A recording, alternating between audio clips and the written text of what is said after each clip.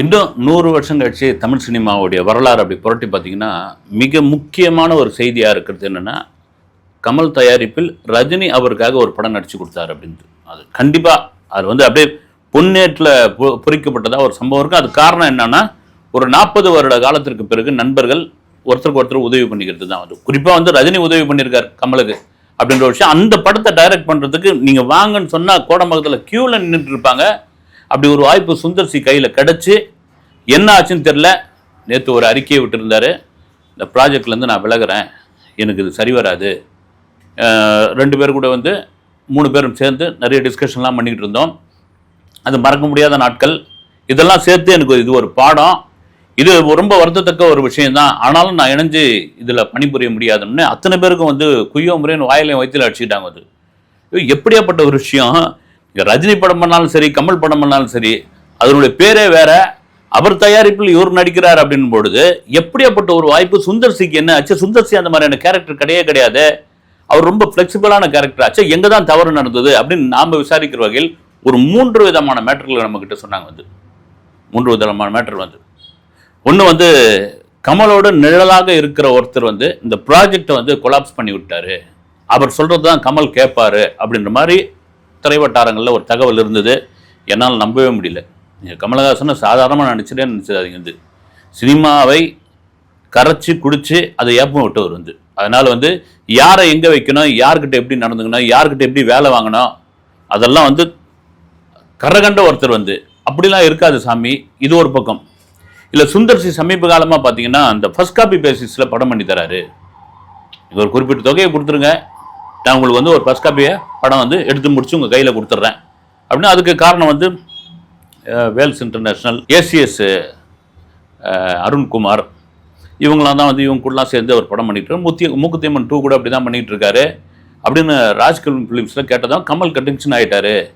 ஏங்க உங்களுக்கான சம்பளம் என்ன, பெரிய சம்பளம், அதை வாங்கிக்கிங்க, ஃபர்ஸ்ட் காப்பி பேஸில் எங்கள் கம்பெனியில் வந்து நீங்கள் சொல்கிறீங்களா அப்படின்னா. இதுவும் வந்து நம்ப முடியாத ஒரு செய்தி தான்.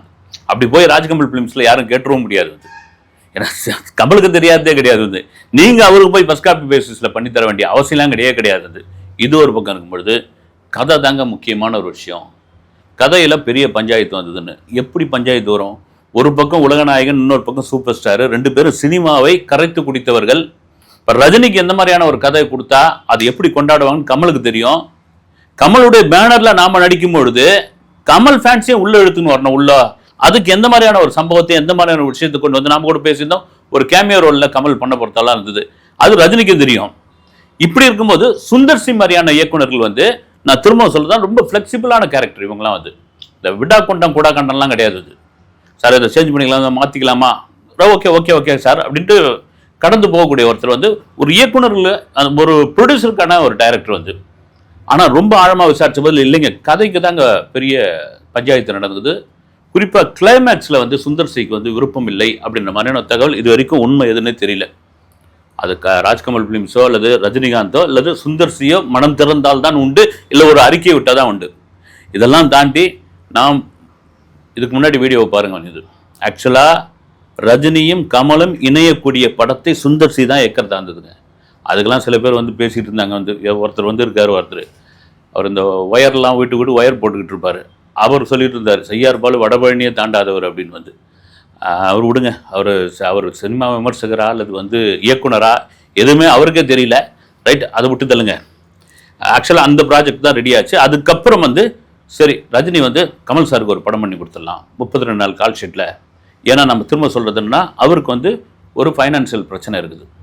இந்த ஃபைனான்சியல் பிரச்சனை வந்து அப்படியே ரீவைண்டில் போகிற பாருங்க ஒரு விஷயத்துக்கு. வந்து ரிஷி சரத்குமார் வச்சு ஒரு படம், சொல்ல மறந்த கதை சேரனை வச்சு, மறுபடியும் சேரனை வச்சு மாயக்கண்ணாடி, 3 படங்களையும் தயாரித்து பஞ்சு அருணாச்சலம் அவர்கள் வந்து ஒரு பெரும் நஷ்டத்தில் இருக்கார். வந்து 3 படம் ஃப்ளாப்பு. அதுக்கு முன்னாடி வீரா வந்து இட்டு. வீரா வந்து அதே போல தான் திரு பஞ்சு அருணாச்சலம் அவர்களுக்காக நடித்து கொடுத்தது. ஏன்னா பஞ்சு அருணாச்சலம்னு ஒரு நபர் இல்லை என்றால் இன்னைக்கு ரஜினி கமல் இல்லைங்க, ஒரு மாஸ் ஹீரோவா இல்லை.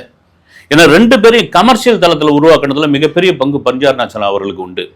அதுதான் வீரா பண்ணி கொடுத்தாரு. இந்த 3 படமும் ஃப்ளாப் பண்ணோம்னா அவர் பெரும் கடனில் இருக்காருன்னு இளையராஜாவுக்கு தெரிஞ்சு, இளையராஜா தான் கமலஹாசனையும் ரஜினிகாந்தையும் கூப்பிட்டு இன்னைக்கு 2 பேரும் சேர்ந்து ஒரு பஞ்சனுக்கு ஒரு படம் பண்ணி கொடுங்கன்னு அவங்க வீட்டில் வந்து அந்த பேச்சுவார்த்தை நடந்தது.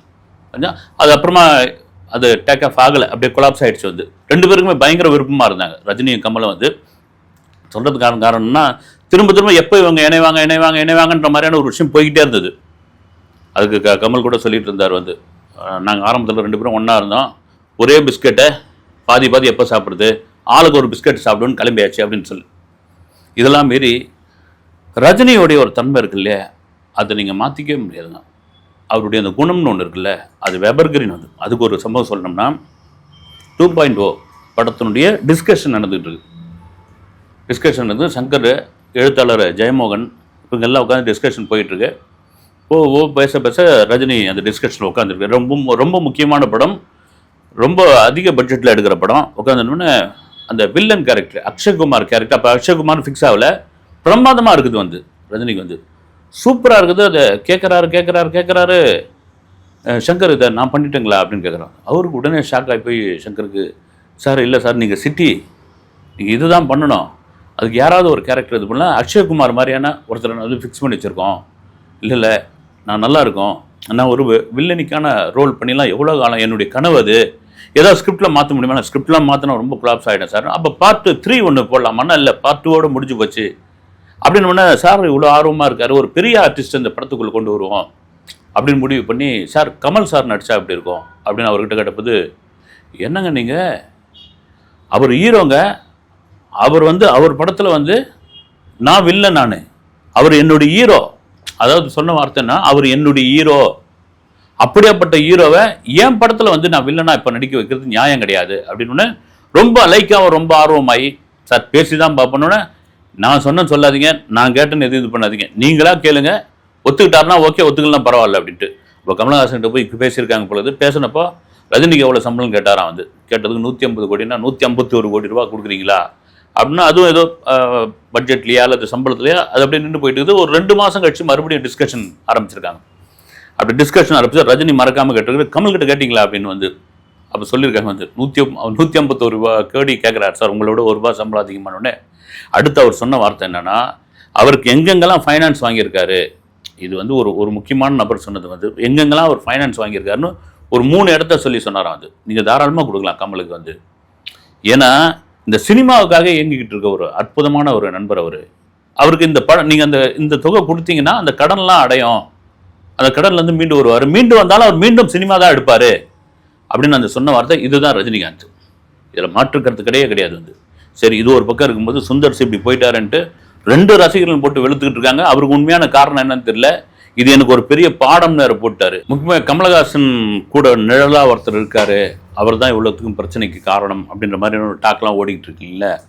ஒரு சம்பவம் பேரை சொல்ல விரும்பலை, கமலஹாசனுக்கு நிழலாக ஒரு தந்தையாக, குறிப்பாக வந்து சினிமாவில் மிகப்பெரிய ஆலோசகராக, மிகப்பெரிய வலதுகையாக இருந்தவர் வந்து அவருடைய அண்ணன் சந்திரகாசன், மறைந்த சந்திரகாசன் தான். அது கமலஹாசன் பல இடங்களில் பார்த்துருக்கேன். எங்கள் அப்பாவை பார்க்குற மாதிரி, எங்கள் அம்மாவை பார்க்குற மாதிரி, என்னுடைய ஒரு நல்ல ஆசான் அப்படின்னு. ஏன்னா அந்த ராஜ்கமல் ப்ரொடக்ஷனை அப்படி பார்த்துக்கிட்டு வரும். தன் தம்பிக்கு எந்த மாதிரியான விஷயங்கள் கரெக்டாக இருக்கும், அவருக்கு எப்போ கோபம் வரும், எப்போ சாந்தமாக இருப்பார், அவரை எப்படி அணுகணும், அவருக்கு எப்படி கதை சொல்லணும், இதெல்லாம் அக்வேர் ஆணிவர் தெரிஞ்சு வருது. அது ஒரு சம்பவம் சொல்லணும்னா, பிரபலமான டாக்டர் ஒருத்தர் ஜேம்ஸ் ஆல்பர்ட் அப்படின்னு, அவர் வந்து ஒரு படம் ஒன்று எடுத்தார், அப்பத்தாவை ஆட்டையை போட்டாங்க அப்படின்னு. அந்த படத்தில் என்னென்னா, இது தலைப்பு தான் இப்படி இருக்கும்போது ஒரு நல்ல ஒரு ஃபீல் குட் மூவி, அது வந்து ஒரு ஜாலியான ஒரு மூவியாக இருக்கும்.